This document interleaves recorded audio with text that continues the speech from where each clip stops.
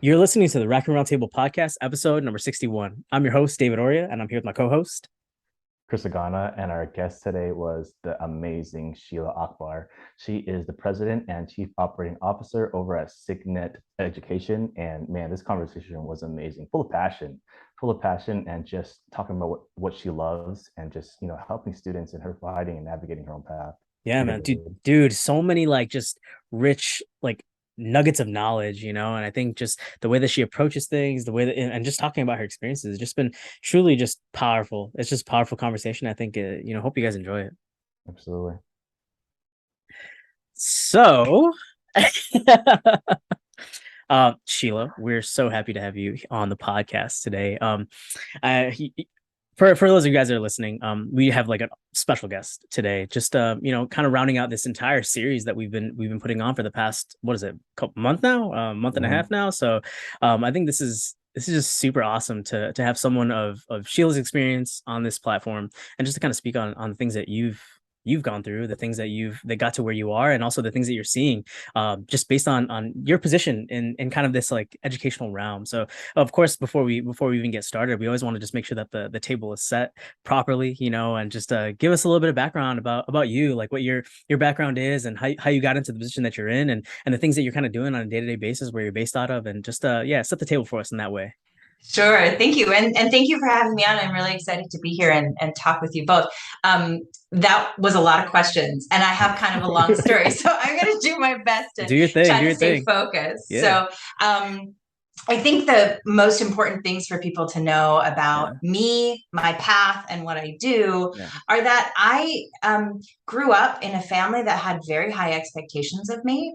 And I think I pretty consistently exceeded them and also failed them at like every chance I could. If you can understand doing both of those things at the same Yeah. time. Um, so my family is from Bangladesh, and I grew up in a very small town in Michigan, and there was a lot of pressure on me in a lot of different ways, right? There was this sort of racial dynamic where I was in a small town where my family was like the only non-white, non-Christian family for miles around. Yeah. So that was fun. I also, grew up in this immigrant family that has, extremely Yeah. high standards in terms of academics and work ethic and, the three careers you can pursue. You're like allowed to Oh do these yes. things, Mhm. Mhm. and I had an older brother who, I love him. He didn't really challenge my parents. He just did everything they wanted him to do. And he's very successful, very happy, it was a lovely family. But that just wasn't the path for me. And so, as I said, I, did very well in school, but I also, or at the same time, didn't do what they wanted me to do. Right. Mhm. So I'll cut the story very the story very short. They wanted me to go to Harvard and be a doctor. Mhm. I went to Harvard and I majored in poetry. So Nice, I nice. studied Near Eastern languages and civilizations. I did Yeah. my pre-med requirements, but that just wasn't, the path that I Yeah. wanted to pursue. And at some point, I finally admitted to myself, well, I don't really want to be a doctor. Why am I doing all of this? Oh, Yeah. it's just to please someone else. Hmm. And kids who are listening, it's very important to please your parents, but you also have to know what's important to you Hmm. and what's meaningful to you. This is your life. You got to take the reins at some point, right? So I started doing that later in college, but I really didn't know how. And this was at a time where everyone was just going to work in finance, and that was like the big thing. And I had dollar signs in my eyes. I'm going to go live in New York City. I went and I did that, and I Oh, was nice. really miserable. Very Yeah. successful, but very miserable, and realized I needed a change. And so I was probably a little early on the side of, all of my peers having our kind of quarter life crises. Like, what are we actually doing with our lives? I did that when I was 23. And so I left my job. I thought I wanted to go to grad school, for film, maybe for architecture, or, something totally different. I actually started the application process for all of those things. And then I ended up remembering, oh, I love poetry. So I went back to school and I studied poetry, and I was just the happiest I think I had ever been, up to that point, because I was actually letting myself pursue the thing that was super meaningful to me. and I knew I had strengths in. And so I eventually went and did a PhD, did a second PhD. So I compared a number of different language groups of poetry and really just loved it. But as you may or may not know, grad school doesn't pay very well. So I started tutoring on the side because I really had this passion for learning, for education, for sharing my knowledge about, how to think about writing or how to think about literature.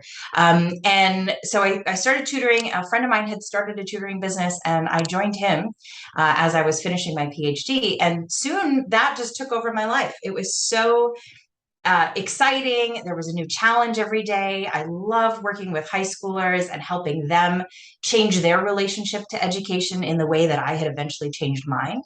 And, I finished my PhD and I was like, no, thank you, academia. I am going to be a tutor. And of course, my parents didn't understand. But I'm obviously more than a tutor now. I design curriculum for Signet. I manage people. I run the business. The finances and the legal stuff behind the scenes. I talk to almost every single client, helping them navigate this journey for themselves. Right from the parents' perspective, I'm trying to be a sounding board and help reassure them that your kid's going to figure it out. And we're all here to help them. We can't force them to do X, Y, or Z. We can't tell them, do it this way. We have to help them find their own way, right? Yeah. And when we work with students, that's what we're trying to do, is really empower them to think about what matters to them, what excites them, what kind of person they want to be, what kind of life they want to live. And it's not just about get that A in your math class or get, this score on the SAT. It's what is it that those things are going to enable you to do? That's why they should be meaningful for you, right? They're a stepping stone. And so let's help them look ahead to a really inspiring vision of their future that's going to just trickle back down into, okay, now I see why I have to, do well in school or build teacher relationships or, write a good essay for my college applications. It's not because getting into college is some validation or stamp of approval. It's really a gateway to everywhere I want to be. So that was a long story. I know I said that I would try to keep it short, but it's really inspired by my own journey through all of this to finding myself. Yeah, you could definitely see that. You could definitely see that. Yeah, there's so many different things that are branching from my brain just from that story. Oh, yeah. I do want to give a little bit of background for those who are listening, so Signet Education, that's what you're doing now. What is that? I know you described a little bit, but exactly what services and just kind of like the story behind that. Sure. So Signet Education, we call it a full service educational consulting company. So we started in Boston in 2005. I joined the team in 2010. Became president and COO in 2018. And a very good friend of mine from college started it, Jay Bacrania. He's our CEO, wonderful business partner. And he started it with the intention to support students on this journey. And of course, over the years, as he and I have both gone through our journeys, we've refined that vision a little bit. So really started as like a tutoring, test prep kind of company, very soon expanded to include college admissions and graduate admissions.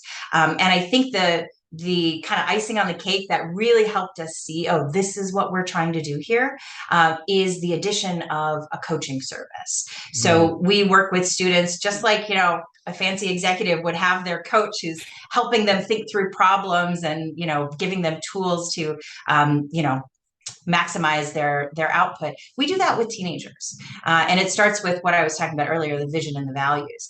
And that entire approach has kind of seeped into everything else we do. So yeah, we do plenty of math tutoring or SAT, ACT prep. I was just working with the college admission students before I jumped on here with you guys. But everything we're doing is really tying back to what's the bigger picture, right? It's not just about success in high school or success in college. It's success in life. And we want students to define that for themselves. So you might think about us as like a company that has these 4 different services, but really we see it as part of a bigger package. That is so freaking cool. Like I have to say, Thank you. That is super awesome. And I think just like you touched on, just empowering students, right? And that's just so powerful. But I have to ask, like I'm sure that comes with its own challenges, right? Like we're talking about the bigger picture, the vision for the future for high school students or for even college students, right? And sometimes and I just speak from my own experience, right? Like I woke up one day having one dream, I went to sleep, woke up the next day having a different dream, right? So Mhm. that's just like, Yeah. that's just the nature of those years, right? And we've all Mhm, experienced some mhm. version of that or whatever it may be.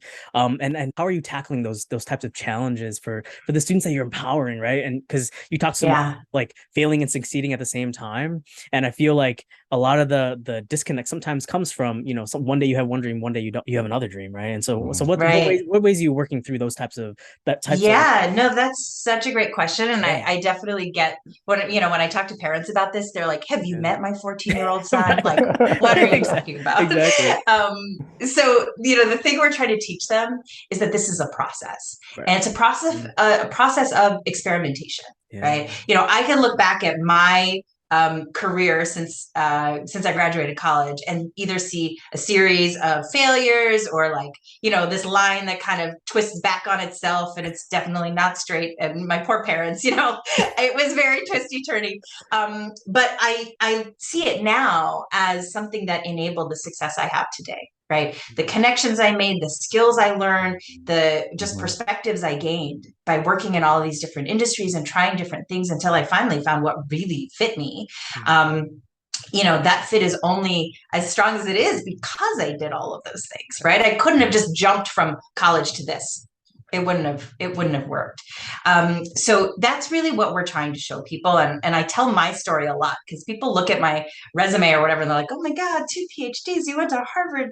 Like, it's really not that big of a deal. What I think the bigger deal is that I survived and I see that story as like, little failures and little successes along the way, because that's what life is, right? Yeah. And this is a little bit off topic, but I want to get it out.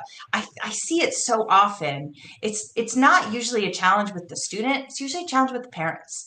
Parents Mhm. often have a similar story to mine where they tried one thing, they got some random opportunity that turned into their life's work, or their Yeah. calling. And they have this same twisty turny path, but somehow they look at their children and they say, okay, straight line, get on the conveyor Mhm. belt. Right. We want this to be clear. And it's all about anxiety, right? They want the best for their kids. So straight line seems easier than the twisty turny one, but sometimes it's not, it doesn't lead to the place where you want it to lead. But back to your question, we are trying to teach them it's a process and that, you know, failure is not an end. It's not a hard stop. It's Right. actually a moment to step back and reflect. Because the next time you do that thing, you're going to do it better, right? You've got to glean everything you can from failure. It's an amazing learning opportunity. And then think about, okay, what did go well when I tried this? What did I like about that job or this subject or whatever it is? And what do I want to keep from that part of the vision? And what do I want to discard because it just didn't fit me? Right? Or what do I want to save on the back burner for later? Right? Mhm. We're in a world now where people don't just have one career, Mhm. Yeah. right? There are definitely things that you can do later in life or as a side hustle or whatever that is not related to whatever your primary source of income is or your primary occupation is. So we like to help them think through it and release them of this idea that it's going to be one thing and you're going to know it and you're going to feel it. It's going to be like love at first sight. It doesn't happen that way, right? The other thing I'll say in response to your question is that really by tackling all the challenges of high school and navigating college and thinking about, what's my career path, what we're really trying to teach students is reflection, is the skill Mhm. of reflection, right? Yeah. And that's a muscle that needs to be built through practice. And we kind of take the college application process, let's say, as our first object lesson in learning about how to reflect, right? There's so many choices a student has to make, like beyond what might I want to major in, what school do I want to go to, what program within this specific school, what stories do I want to tell about myself in my application, who am I going to ask for my recommendations? So many choices they get to make, right? And if you make those choices with intention and with reflection behind it, you're going to end up in a good place, right? So we like to use all of that as a way, it's something they have to go through, right? If they're planning to go to college. So we're saying, let's use this system, this process that you're already in, and let's get the most out of it by teaching Mm. you these life skills, in the context of college admissions. And then the hope is, the next time they come up against something like this, they're going to say, wait, I should reflect. What are my values? What did I like from this? What don't I like from this? Where do I want to go? Right. And then you kind of zigzag towards the place it is. So I don't know if that really answered your question, but no, I it hope does. it It gives you does. a sense of like what we're trying to do. Definitely. It does, absolutely. And I loved how you share your story of how your career roadmap isn't just straight, it's zigzag. And I think it's more rare that you'll find a straight career path, Yeah. So many people change their mind, not just from like exiting high school and entering college. It's when you get to a career and you realize, wow, this isn't for me. We talk a lot about reflection and self-reflection on this podcast, but we don't talk about is exercising that muscle of reflection, which you and your company do. But I do want to talk about where someone, when they see something that may be they consider a failure, like an opportunity or leaving a career, how do they determine the things they like from that? Not just from like, I guess, a personal standpoint, but like is it their skills that they like from that job, or like how do you guys help either students or It could professionals be, at that point? there are a number of different conversations we could have around that or tools that we could use. A really simple one I like is the life wheel. I don't know if you guys have ever seen a life wheel. It's usually just a circle divided into 6 segments, and then those 6 segments have labels on them, right? And the lines that create the segments have measures of usually 1 to 6, I've seen 1 to 10, right? And then the idea is to rate your satisfaction with these 6 different areas, right? So if we were doing this in a career lens, let's say, I might have my 6 segments be skills, people, future prospects, money, lifestyle, and then maybe general happiness, right?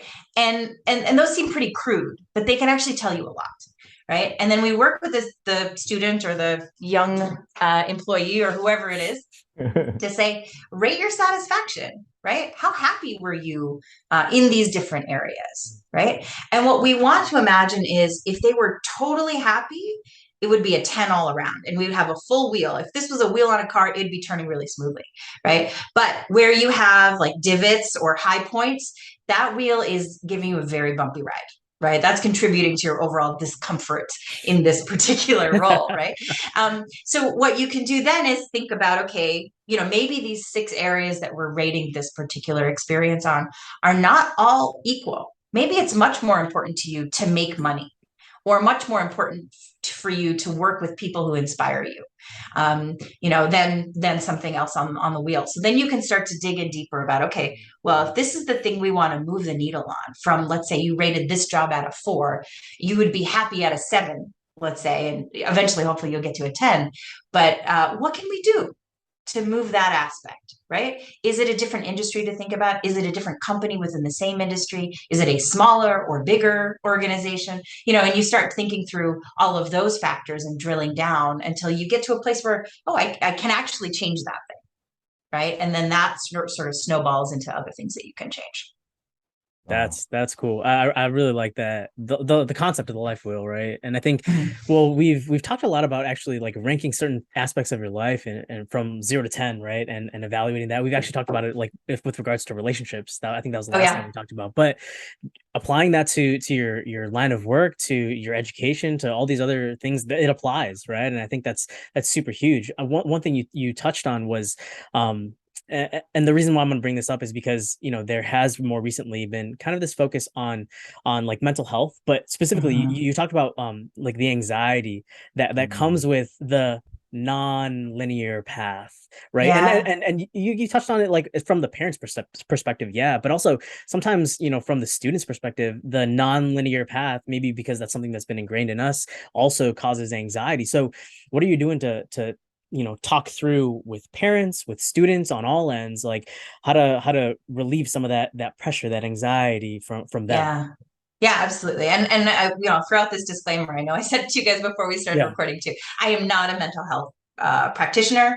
I see this from a very specific angle, and I could tell you kind of the layman's way that we help in these situations, right? So I know that there are clinical definitions of anxiety and things like that, but to really dumb it down, I think anxiety comes from 2 places. One is comparing yourself to somebody else, and 2, dealing with uncertainty, right? And both of those things are like all the rage in today's world, right? Like there is more uncertainty than I think we've ever experienced before all at once. It's a crazy world we live in right now. But also, I think with social media and just sort of trends in celebrity and things like that, we compare ourselves to other people a lot. And we use other people as a measuring stick.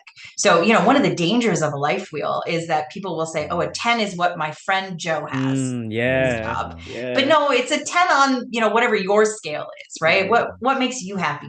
And that's a hard place to get to. I think, especially with teenagers who may be feeling a ton of anxiety or a lot of pressure, or even dealing with depression or any number of other challenges. So what we do first and foremost is we are there, right? Signet is a company that lives by its values, and we have 5 core values. And the very first one is care deeply.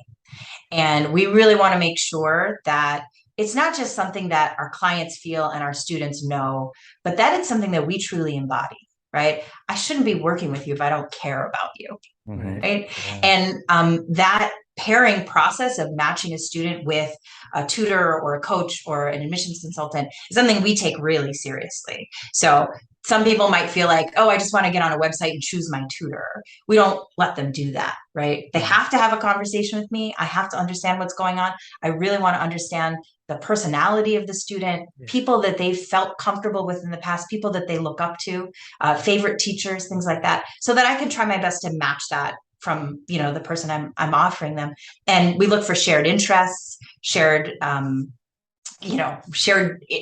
goals, even, if we've got a young man who won't talk to anybody but his soccer coach, well, I've got a tutor who's also an amazing soccer player, right? That's probably going to be a really great way in, right? Yeah.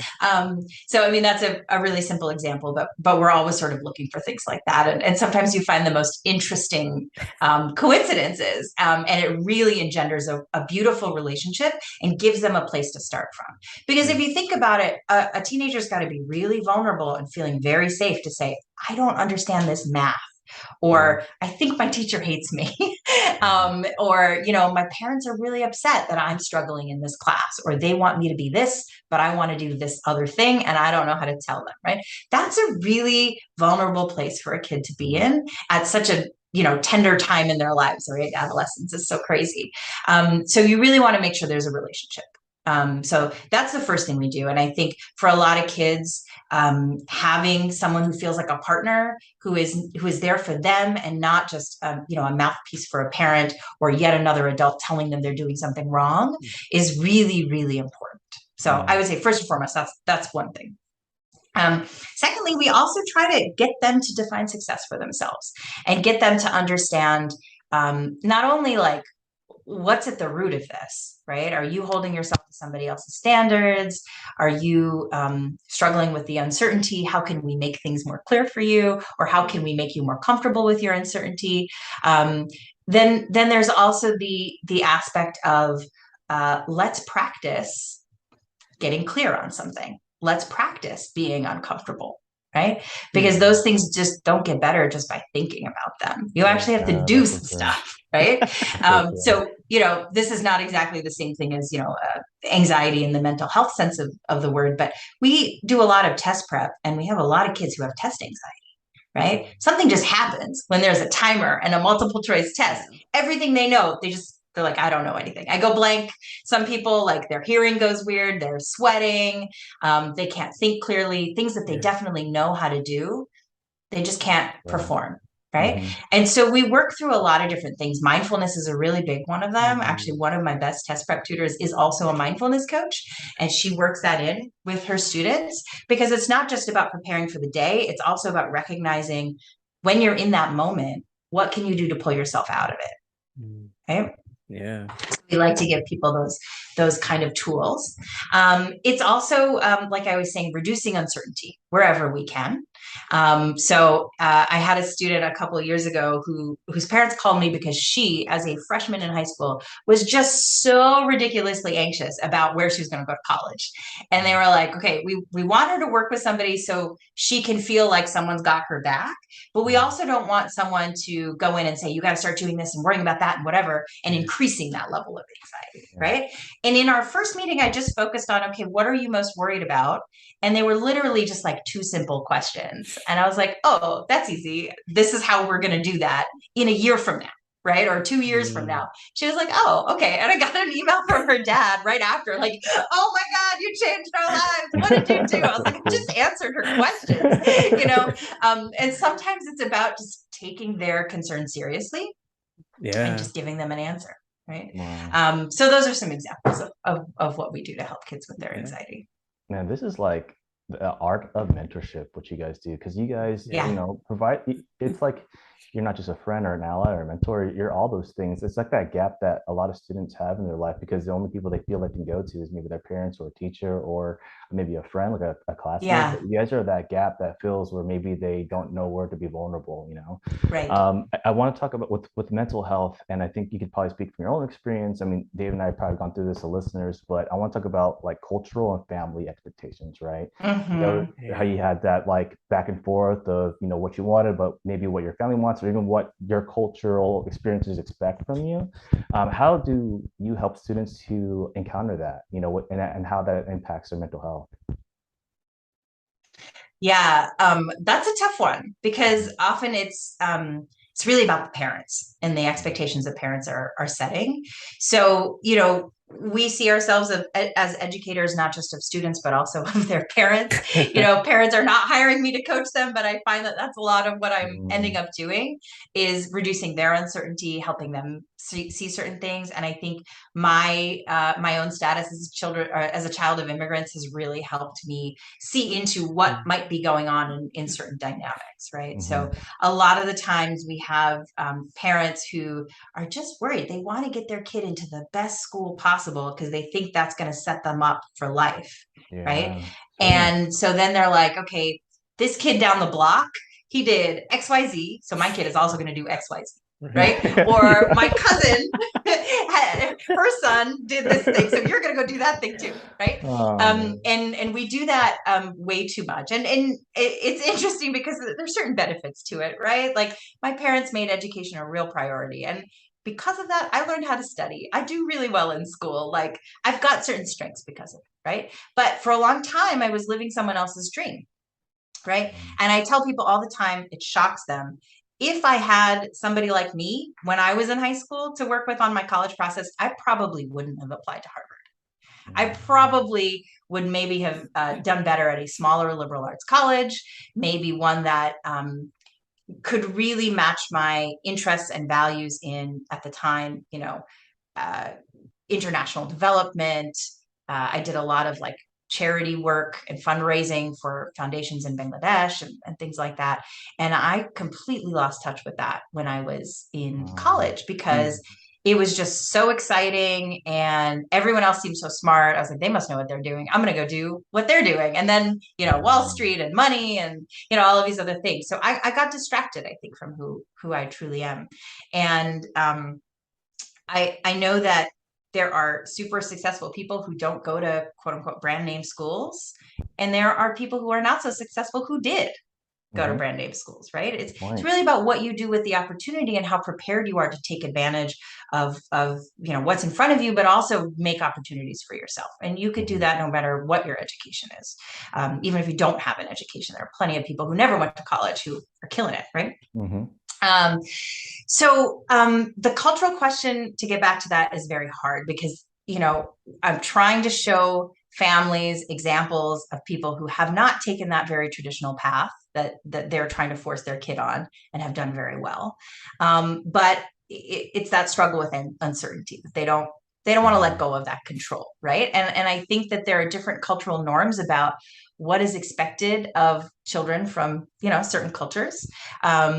And it's starting to change, I think, as there are more of us in the country and talking about things, and people of different backgrounds finding representation in different areas. Like, you know, when I was growing up, I don't remember seeing a brown lawyer. Now there's so many of them. It's so great. And I was just watching Mo. I'm going to do a little plug for a Netflix show. I've been watching Mo, and I am just so freaking proud to see a Palestinian story No, that's in the awesome. top 10 of Netflix. It's just, I mean, I was tearing up the other night. Like, this is amazing. It's also an amazing and funny show, but Yeah, it's just, it's such a change from when we were growing up, right? absolutely. So I try to point to that. I try to point to those examples. And I also try, this is something that actually works. The examples, I don't know, some that have 50-50 success rate, I would say. But the other thing that really works is I talk about the college application process and the people who are reviewing these applications. And if they see 100 brown kids who all want to be engineers, how is anyone ever going to stand out? Right. How are they going to choose between those people? It's the person who's doing something different, right? I give a lot of talks, and I do them often for like professional associations, like different cultures, professional associations, right? I remember I was giving one for I'm going to mess up their acronym, the American Association of Physicians of Indian Descent. I think that's what it's called, right? So Indian Doctors Association in America. And I was doing this sort of crowd participation thing, like, hey, how many of you think you're going to be a doctor? How many of you play tennis? How many of you play violin or piano? Oh, how many man. of you? And like everybody just had their hand raised. And I was like, so do you see why they can't tell us apart? Right. And it's one of these things that has felt like a recipe for success to older generations. It's also, I think, I don't know if this is a territory we want to get into, but it's like white adjacent, right? And it's like a higher socioeconomic class, like tennis, violin, piano. It's associated with certain things that our families have aspired to. Right. And so that's why they want their kids doing these things. What they're not realizing is they're unwittingly making their kid look exactly like everybody else. Right. And when you actually let a student pursue things that are meaningful to them, they just surprise you in these most amazing ways, and I have kids who are very talented in terms of like robotics and math and science, but also they sing, or they're the drummer for like 5 different punk bands, like that's interesting, right? Because it also shows an amount of self-awareness. They kind of know who they are and what they need to do, right? And that's something that colleges are looking for too. And so that is like a strategy that tends to work with my families who are like, no, they have to do X, Y, and Z.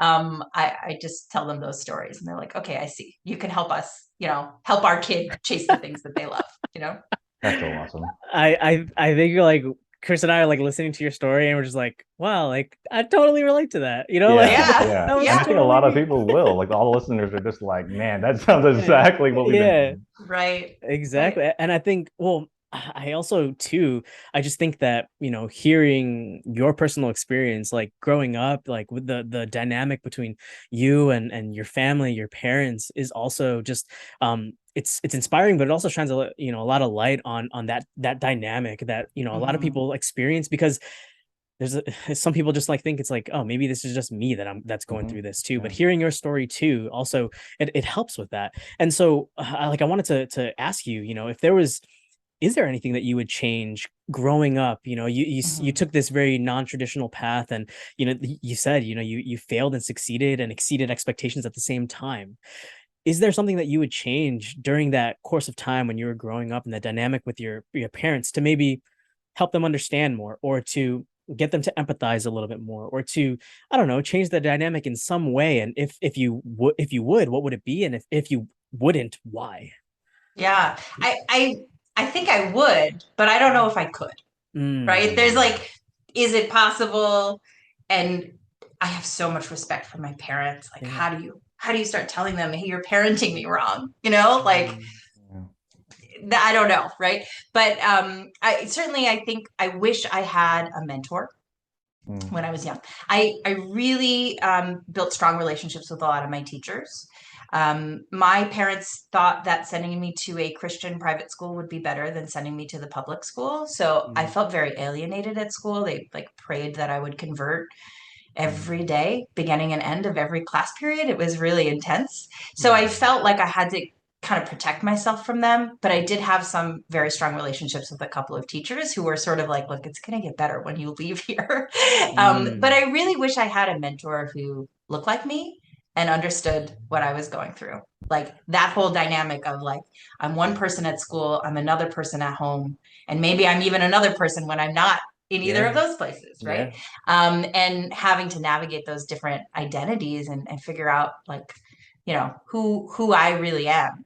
Because I think in high school, a lot of what I did was a defense mechanism, right? I was at a Christian high school, so I made it my job to know everything about Islam, which is the religion I was raised in. And eventually they had me giving talks in like the history classes about like, the 5 pillars of Islam and stuff like that. So I really took on that role of being a representative, right? But I did that without really questioning, well, what do I really believe and who do I want to represent, right? I just sort of stepped into that role because it felt like that was the opposite of what I was surrounded by, and that's what I needed to be, right? So I really wish I had a mentor to help me think through that, to prompt me, to think a little more carefully about certain things. And I think my parents, to their credit, they've grown a lot. I think they've been here for 50 years, almost 45 years. And they've grown a lot in terms of their not only understanding, but their relationship with me and my brother, with our kids. That's changed a lot of things. And then I think as politics in this country has gotten more and more extreme, they've started to see like that old kind of adage they always told me, just keep your head down and work hard, is not going to serve us. Right. And I think, again, we may be getting off topic from what we wanted to talk about, but something happened in like 2016 where they realized, oh, the reason people stop and stare at them is not because they were doing something wrong, but because there is this sort of xenophobia and racism at play. Right. And that was just a huge awakening for them. And it's really changed the way we relate to each other. Wow. That's powerful.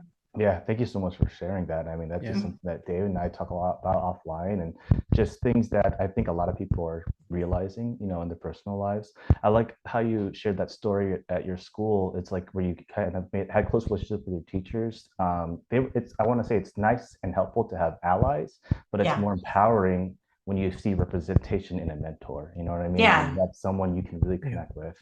Right. I think a great way to round this out is kind of going back to where you're saying one of the main objectives for you and your students is defining what success is. And I think that's something that a lot of listeners on this podcast struggle with too, especially if maybe they're not happy in their current position. They might be even around our age, and they're like, am I happy where I am right now? So if you were to give some kind of advice to not just students, but anybody else who's listening, and when they're trying to define success, what would be your advice? Yeah, the thing I always talk about, and I think people are probably sick of hearing me talk about it, is identifying your own values. Right? When there is a values mismatch, that's when you're not satisfied with your relationships, with your work, with your family dynamic or whatever it is.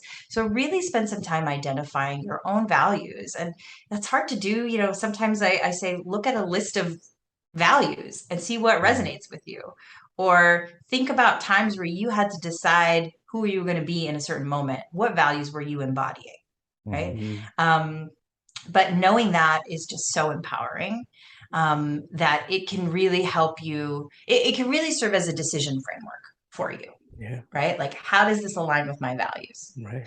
And that's a question I ask myself a lot. Right? Like, am I going to take on this client? Does it align with our values? What am I going to do after school today with my son? Does that align with my values in terms of like what I see as important as a parent? And it just gives me a real sense of integrity and a confidence about what I'm doing that helps me move through life. It's helped me navigate, all of my career transitions and where I am today and whatever I'm going to do next. I think it's really a powerful tool. That is awesome. And I would completely agree, like that value construct, right? It's you need it. And I think it just it's a lot of people don't start off thinking about like defining like what you want to do or defining those values in order to help you make decisions. A lot of times it's you make a decision and then you're trying to logically correct them or connect it to your values, right? So I think thinking of it another way is again powerful. And I just honestly wanted to say, like talking with you has just been a pleasure. Talking with you Aw. about, just like the stuff that you've gone through, but also the way that you're translating into your work, right? And I truly feel that, and I know I can speak for Chris too on this. I want to say Through the screen. that Thank you. I am very inspired today speaking with you. Yeah, yeah. Oh, awesome. Well, that makes me feel really good. Yeah, now my cheeks are hurting from sweat. Thank you. But the reason why I bring that up is that I know that people listening now too feel that as well, right? And I think you're just the work that you do, and the company that you stand for, and the core values that you even mentioned, right? Like those are powerful tools. That's a resource, right? That a lot of people need to tap into, and I wanted to just give you an opportunity to just describe that work, and also just to, allow yourself, give yourself a platform to speak on it, and also just to share it, because that, like I said, it's something that powerful that a lot of people I think will benefit from. Yeah, I appreciate that so much. I mean, it's why I love doing conversations like this, because I mean, you can see I love this stuff. I will talk about it all day long if you give me the chance. And I feel like I'm really lucky that I love what I do so much. Like I can do what I love for money and live a life where I feel really aligned with my own values, and I can be really authentically me. Oh, that's awesome. That's awesome. Absolutely. So, I mean, as David said, how do people reach you if they want to learn more from you? How do they find your company? Go for it. Sure. So first, easiest place would probably be our website. It's www.signeteducation.com. We are not really on social. I myself am not really on social. I'm on LinkedIn, so you can find me on LinkedIn. Or you could just email me directly at Sheila@signeteducation.com. I'm very good at responding to my own emails. And for anyone listening, again, Sheila's just, the way that you talk about that the work, I think that alignment, I think is a goal to strive for. Mm-hmm. Yeah. Thank you. Yeah. Thank you.